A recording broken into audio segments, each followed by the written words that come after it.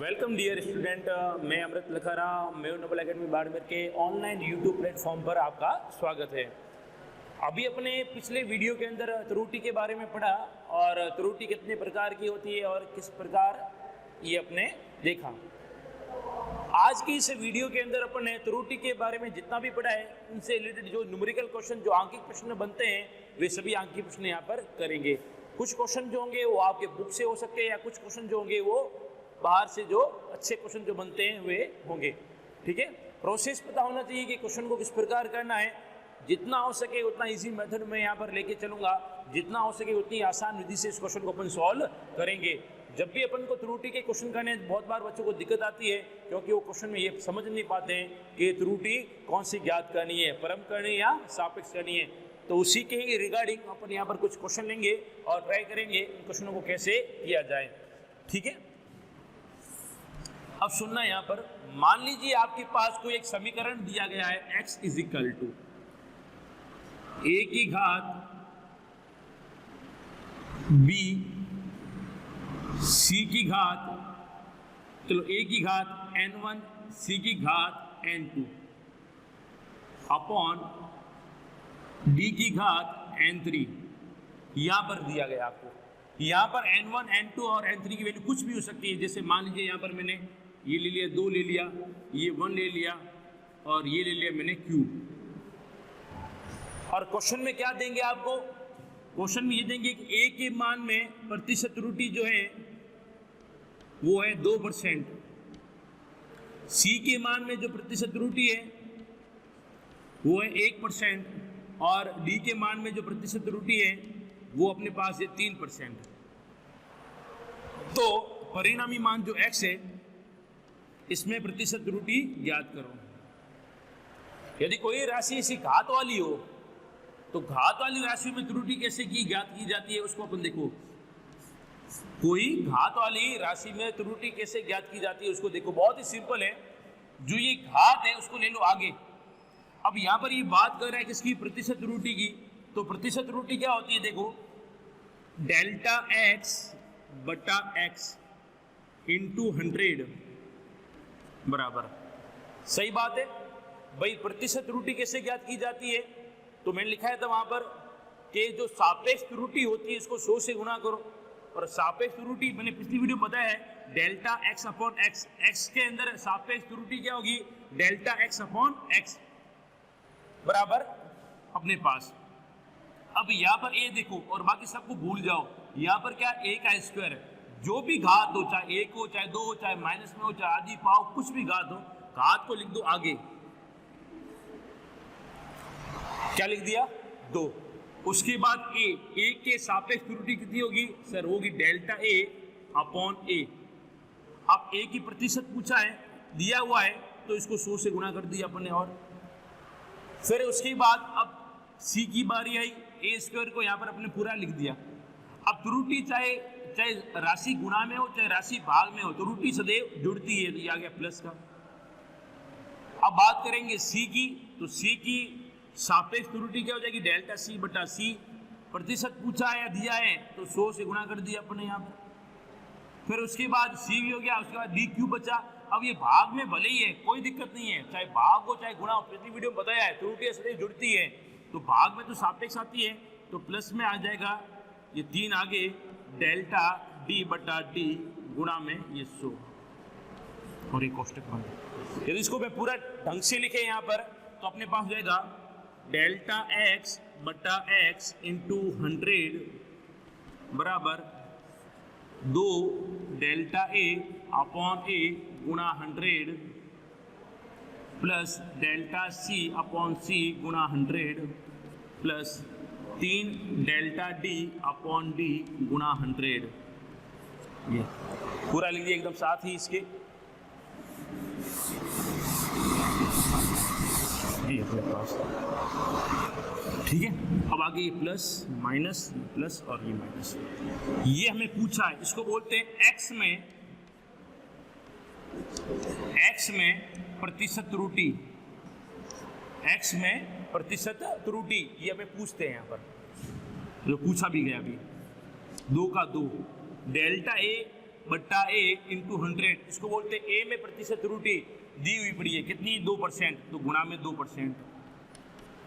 Delta C बटा सी into 100, मतलब सी में प्रतिशत त्रुटि और वो दी हुई 1%, ये 1% प्लस ये 3 का 3 लिख दिया, delta D upon D into 100 वो दिया हुआ पड़ा है 3% और ये 3%, तो ये आ जाएगा प्लस माइनस 2 का 2 से गुणा किया 4% प्लस ये 1% प्लस ये 9%, तो इसको जोड़ो आप यहाँ पर, तो 9 1 10 4 14, तो आंसर आ जाएगा 14%।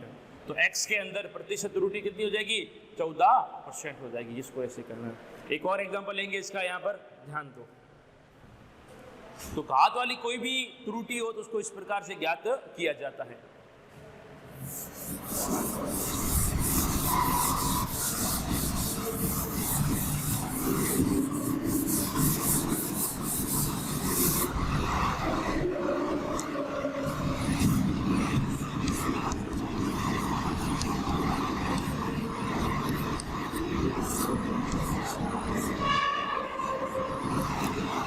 इस बार मैंने घात भिन्नों में लिए, माइनस में लिए और रूट में भी ली है, जिसमें बच्चों को काफी दिक्कत आती है। कंसेप्ट अपना वही का वही रहेगा, कोई चेंज नहीं होगा। अब आपको कहा हुआ कि ए में जो प्रतिशत त्रुटि है वो आपको दी हुई है 1%, बी में जो दी हुई है प्रतिशत त्रुटि वो दी है 3%, और डी में जो दी हुई है प्रतिशत त्रुटि वो दी है आपको 4%, और पूछा है एक्स में प्रतिशत त्रुटि कितनी होगी वो ज्ञात करनी है आपको। तो इस क्वेश्चन को कैसे करेंगे ध्यान देना। हमें यहाँ पर पूछा गया है कि एक्स में प्रतिशत त्रुटि कितनी होगी वो ज्ञात करनी है। तो एक्स में प्रतिशत त्रुटि लिखा जाता है डेल्टा एक्स बटा एक्स गुणा 100 प्लस माइनस, ये हमें ज्ञात करना है। अब सबसे पहले यहाँ पर क्या है ए, और ए की घात है हाफ, बाकी सबको भूल जाओ। घात जितनी भी है वो सब आएगी आगे आगे आगे। उसके बाद ए की प्रतिशत त्रुटि वो हो जाएगी डेल्टा ए अपॉन ए गुणा 100, उसके बाद प्लस का चिन्ह, उसके बाद इस बी की घात -1/3 को लो। घात कितनी है माइनस का 1/3 है, तो यहाँ पर आ जाएगी माइनस का 1/3। उसके बाद ये कोष्टक बंद, उसके बाद डेल्टा बी बटा ये बी गुणा 100, उसके बाद ये प्लस। अब रूट ऑफ डी है, यहाँ पर रूट का मतलब होता है घात 1/2, चाहे मैं रूट डी लिखूं या चाहे मैं डी की घात 1/2 लिखूं, बात वही की वही है। तो यहाँ पर आ जाएगा 1/2 डेल्टा डी बटा डी गुणा 100। अब क्या करना है, वैल्यू पुट करना है और आंसर निकालना है। ये क्वेश्चन आज आपके लिए, आप वैल्यू पुट करना और आंसर निकालना और चेक करना आपका आंसर कितना आता है। ठीक है, तो घात वाले में डरने की कोई बात नहीं है, जितनी भी घात होगी वो घात हमेशा आगे गुणा में आ जाएगी और उनकी प्रतिशत त्रुटि का फॉर्मूला लेकर वैल्यू पुट करना है बस, और कुछ भी नहीं है। घात का मान यहाँ पर चेंज हो सकता है, कभी आधी, कभी पाव, कभी पौन, कभी 1, कभी 2, कभी 3 और कभी कुछ भी दी सकती है यहाँ पर। चले आगे।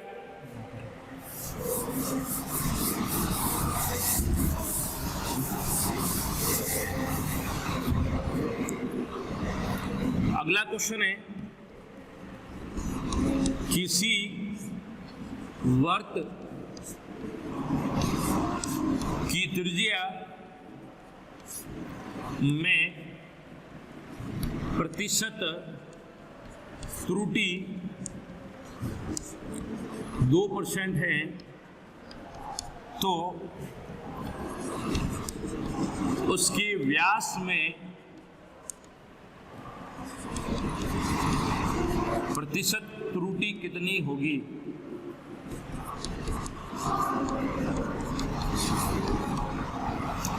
त्रिज्या में दी हुई है, व्यास में पूछिए।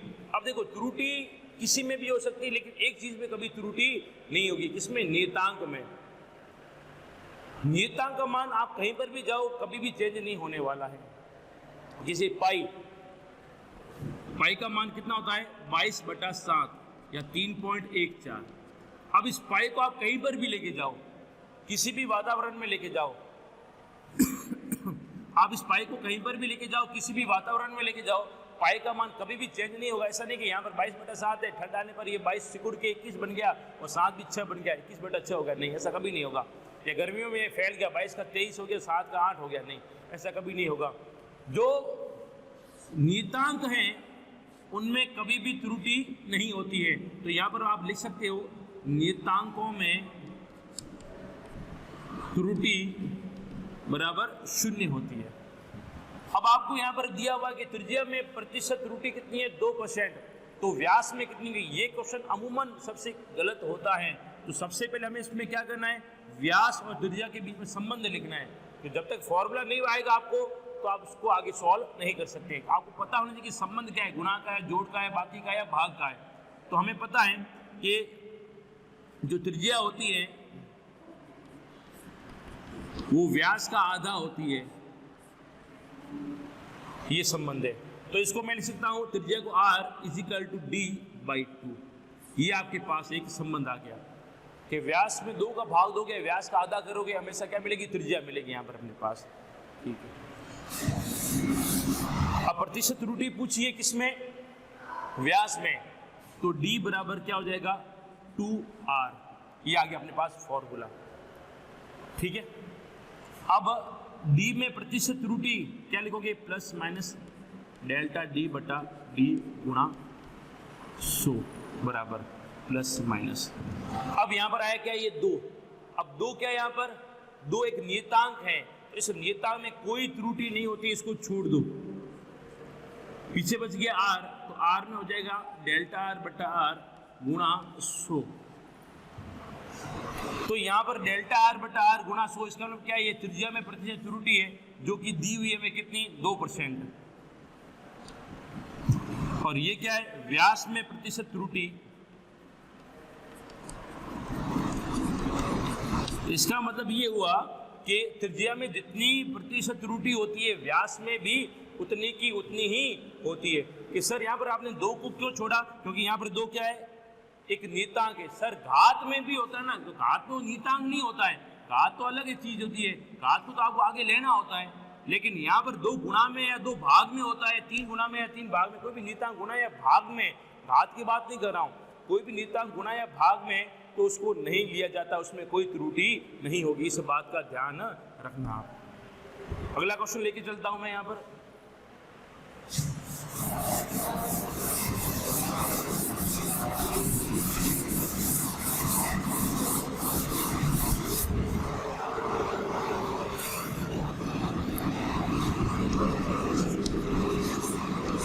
किसी वस्तु की त्रिज्या में प्रतिशत त्रुटि 3% है,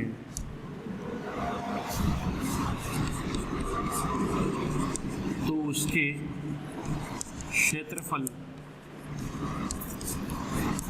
में प्रतिशत त्रुटि याद करो।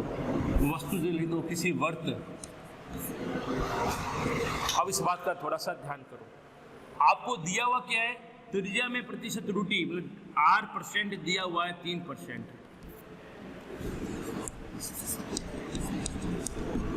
और क्षेत्रफल में पूछा है, तो क्षेत्रफल क्या होता है, a बराबर πr²।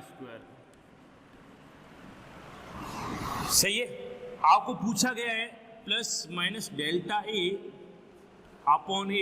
गुणा 100, ये आपको पूछा गया है। इसको अपन क्या बोलेंगे, क्षेत्रफल में प्रतिशत त्रुटि, ये आपको पूछा गया है। अब पाई में कुछ त्रुटि नहीं होती है, पाई को छोड़ो।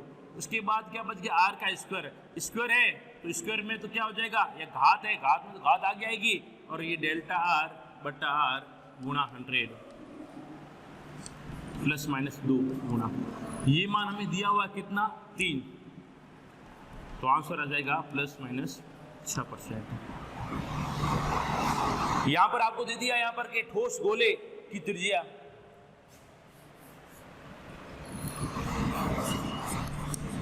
ठोस गोले की त्रिज्या में प्रतिशत त्रुटि कितनी है यहाँ पर 2% या 3% दी है और उसके आयतन में पूछा है, तो उसके आयतन में पूछा है, तो उस क्वेश्चन को कैसे करेंगे उसको भी देखो यहाँ पर।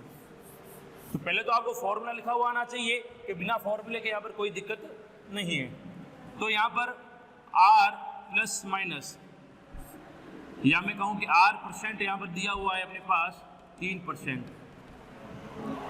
गोले का या ठोस गोले का आयतन क्या होता है? आयतन होता है 4/3 पाई r क्यूब। ये अपने पास ठोस गोले का आयतन होता है 4/3 पाई r क्यूब।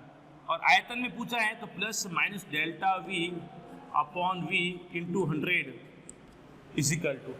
अब 4/3 ये एक नियतांक है, इसमें त्रुटि होगी नहीं, इसको छोड़ो। पाई भी त्रुटि नहीं होगी, इसको छोड़ो। इन दोनों को अपन छोड़ देंगे। पीछे क्या बचा? r का क्यूब, तो प्लस माइनस घात आएगी आगे डेल्टा r/r गुणा 100, ये अपने पास बच गया। बराबर करके प्लस माइनस 3 गुणा डेल्टा r/r इंटू 100, ये हो जाएगा 3%, ये 3%, और आंसर आ जाएगा यहाँ पर प्लस माइनस 9%। तो इस प्रकार हम कह सकते हैं कि किसी ठोस गोले की त्रिज्या में प्रतिशत त्रुटि कितनी होगी? प्लस माइनस 9% होगी यहाँ पर। तो इस प्रकार आपको ऐसे क्वेश्चन करने हैं। एक बार देख लीजिए इसको, उसके बाद अगला क्वेश्चन अपन यहाँ पर लेकर चलते हैं।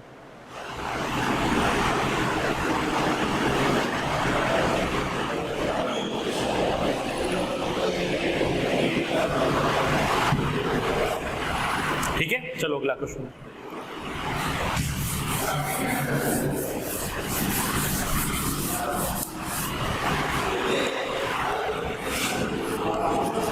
किसी चालक का प्रतिरोध R इजिकल टू V/I से दिया जाता है।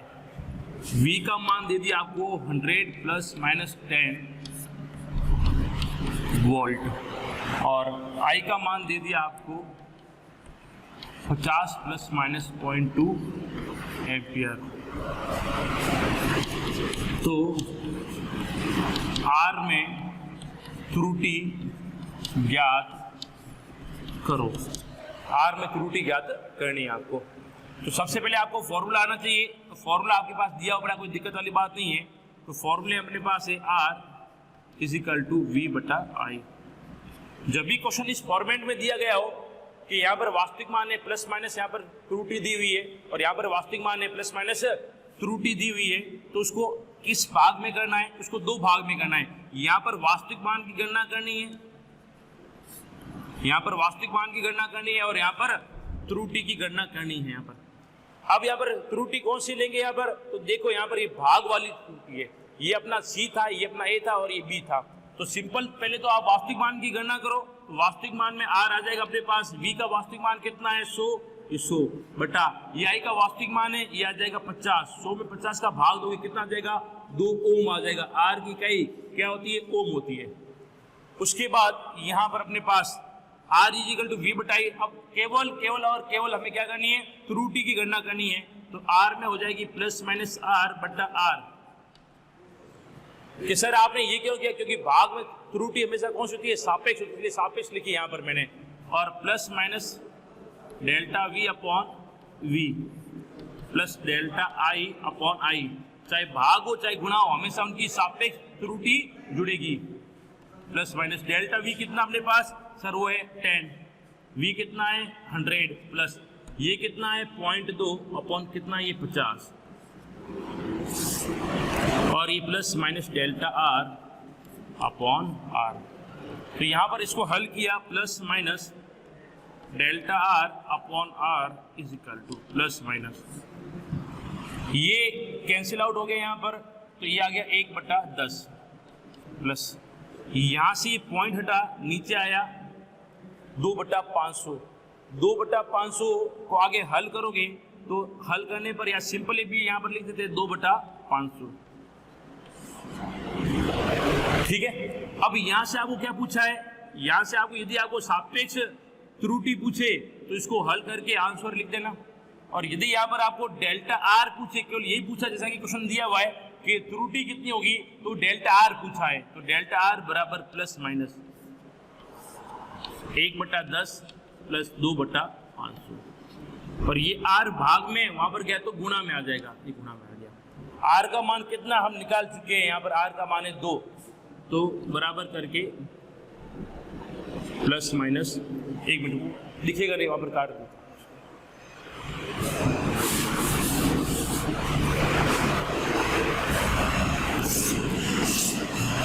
प्लस माइनस डेल्टा आर बटा r is equal to plus minus 1/10 plus 2/500।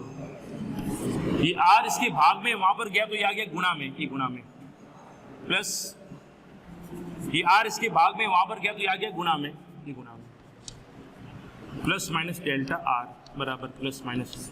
इस ब्रैकेट को हल करना, लसअप लेकर एलसीएम लेकर 1/10 प्लस 2/500 इसको हल करना। हल करने के बाद यहाँ पर आर का मान क्या है 2, इसके मान को 2 से गुणा करोगे तो आपको डेल्टा आर मिल जाएगा। तो इस प्रकार इसके न्यूमेरिकल क्वेश्चन किए जाते हैं। घर पे प्रैक्टिस करना, अभ्यास करना और इसको देखना। आज की क्लास में केवल इतना ही। धन्यवाद।